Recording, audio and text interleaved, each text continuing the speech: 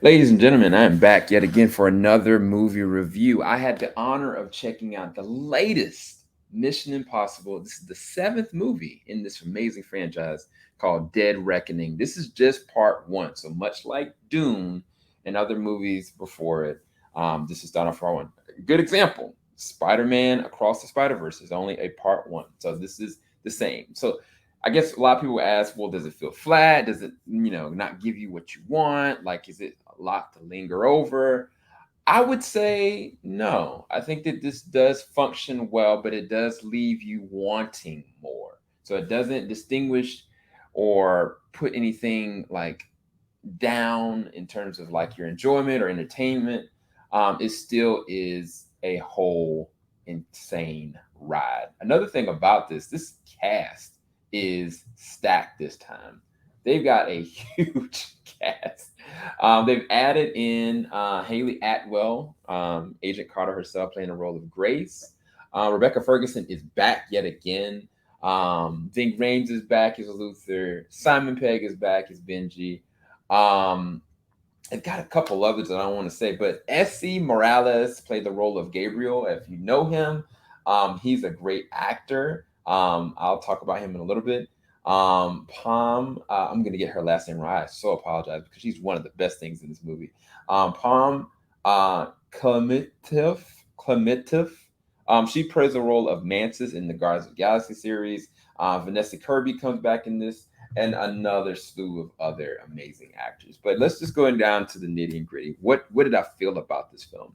I honestly feel like I was very entertained by it, but I will preface it like this: the opening of this movie, I kind of didn't know what exactly I was getting. I was like, this seems intriguing. This seems okay. And then it started to take this weird turn that was very self-aware, like more self-aware than I think a Mission Impossible movie needs to be. And it kind of had me worried that it wasn't going to hit the thrills or intrigue or like holding on to your seat that I'm used to with this franchise. And thankfully, it does get past that and it goes and moves. And it moves in such a way that by the time you get to the third act, like you're just like, oh my gosh, what is about to happen? There definitely are losses in this one. There definitely are very high stakes. And I think the thing that's so intriguing about the opening act of this that just didn't work versus when it transitions is that when you get to the core of what's really going on, that there's a villain that you cannot fight. That there's not a face to it. And I know that sounds really James Bond-esque, but it's way more simplistic than that. But when you get the gravity of it, it makes this seem so much more intriguing. And it definitely is a kind of a callback to me, a little bit of like Ghost Protocol. But I mean, the star of this film, of course, is Tom Cruise. The man is his birthday, honestly, while I'm recording this now, is his today. Recording this July the 3rd. He is now 61 years old. And when he was shooting this, he had to have been between 59 or 60 or maybe 58. And I kid you not, some of the scenes and the action moments he does in this is just unnatural. It's unnatural. We've seen the likes of Keanu Reeves and what he's done with, the John Wick franchise. We've seen the amazing, probably who does the best out of anybody, any action star. And I'm not talking about Arnold Schwarzenegger. I'm talking about Jackie freaking Chan. Like he has put his life, his body, his everything on the line for this. And I think that in that same vein, like Tom Cruise is the trifecta of them. Like he's devoted to his craft. I mean, if you want to use the example of even Fallout, like he leapt out of the stratosphere. And I don't know who I would commend more, him for doing it as an actual performer and an artist, or the people that are the camera people. Because honestly, some of the shots in this were freaking nuts. How they were able to get them. And that's the thing about this franchise that I can never knock. They will give you an entertaining ride. There's a reason that Top Gun Maverick brought us out of the darkness and into the light because we were waiting to get a real blockbuster. We were waiting to getting something that wasn't natural, that we, for all intents and purposes, like, how does this actually happen? And of course, Tom does it again. There are a couple different stunts in this one, maybe like two or three, that I was like, this is insane. There's a scene at the end of this film that have not really been promoting up, and I'm glad they didn't, because it's good enough to talk about, but I don't want them to kind of just push it up, because they're going to make comparisons immediately to something, possibly a game.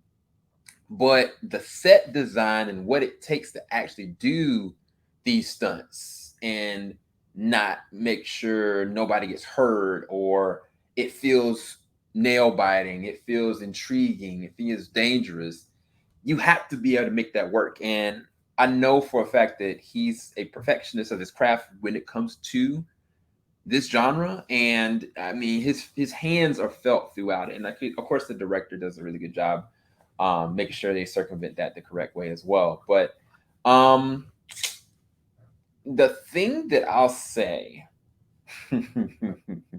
I've got to bring her up here. Palm, she killed this. She may be my favorite character on this. And she's not even got the most screen time. Like, she nails every single action moment she's in, one. And then two, she is terrifying. I was kind of like, is this Mantis? Like, everything she's in, like, she is in it. There's a couple different moments.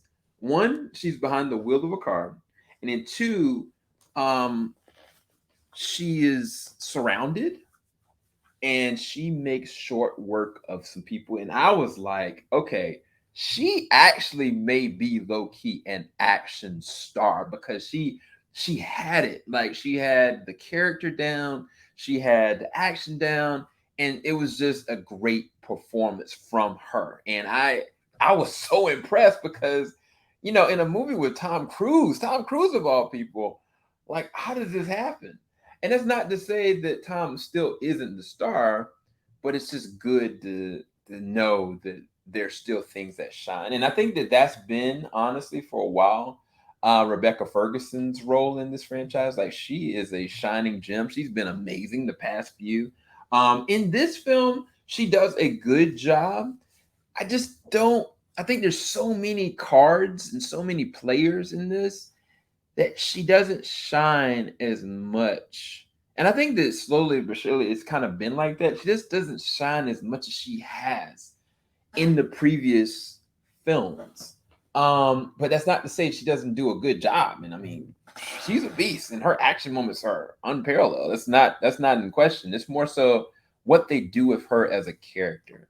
Now, a lot of people would say that this character right here, played by you, is the main bad. And that's not the case. But he does make a very fascinating, formidable connection with Ethan, which is, of course, um, Tom Cruise's character. And when you get a gist of kind of their background, it does make it a little bit more intriguing and exciting, as well. And I think that he does a good job. I think it's just they don't, even with him, like, Palm still has better moments than he does. And I don't know if that's partly because this is just part one versus part two. Now, I know I've been talking for a while, and I think I'm just going to go ahead and break this down. I think that Mission Impossible Dead Reckoning is a good time. I think it's actually very good. I don't know if it's the best, only because the first act and some of the self awareness, and also some characters that they put into this movie that I could take them and leave them. And I don't want to bash the actors, so I'm not gonna list the people. But when you see them and you see the capacity they're used in, they're just underused. There's one character, I swear, he was in one of the best series last year, um, and they just use him for a few seconds, and it's just like, I don't know, like, I mean, I don't even like when Star Wars kind of does that. But again, I think that when you have like characters like Essie and you've seen what they're capable of, I mean, he crushed it as Slade Wilson. So I think that he can get the action down pat, and I think he can be menacing. It's just there's certain characters they just don't really utilize. I'm indifferent with one. and that is Haley Atwell's character. She plays a role. She plays the role that is given. Role kind of comes off more like a without spoiling too much, a character you don't know if you can trust. And I think in the context of this film, I guess they make it work, but I find myself throughout the film being a little taken out because of her. And I think that's going to balance itself out by the time we get to part two. But when you have such prevalent characters like, Rebecca Ferguson and what she's done, and then you kind of have what they do with Haley in this one, like it's intriguing because it's definitely a callback. Her character is definitely a callback to Mission Impossible 1. If how Ethan and his crew started. But it was in this one that I could see some people not liking her character just because of how they play her character. And it's not any knock on her. Like, she's a great actress. Like, she does a great job. It's just the way they utilize her. But the original OG crew, and Simon Pegg and Vin Raines, I think that they're great in this. I mean, I think that they definitely don't get as much screen time as they've had, but the fear and the dread is still there. And I think that when things start to amp up, it's even more fear and dread because of what we've been invested with these characters. So I do think that with all that said, this is still a really good Mission Impossible film. I don't think this is not a bad film in any way, shape, or form. I think that you're going to be highly entertained, and I think you're going to see some breathtaking things. I think you're going to be immediately drawn to a character like Palm's character. I think you're going to love the action and stunts and the cinematography. Soundtrack was actually really good in this one as well. I think it was just a good time. I just feel like this is one of those ones where I'm so excited for where this is about to go, but I can't deny some things I wish would have a little bit more tightened to make this the best. I'd rest this at a B, maybe a B or B plus, probably a B plus, which would be from a numerical standpoint for you guys that are sticklers. I would rate this a 8.5. 8.5 to 9 out of 10. One of the two. Yeah. That's kind of where I'm at with this one. Let me know what you guys think about it once you watch it. In the comment section below. And if you are kind of on the fence and this kind of excited you to want to see it, please let me know that as well. I really appreciate you guys for watching. Thank you so much. Make sure you like, comment, hit the subscribe button if you don't mind. Really appreciate it. Peace, people.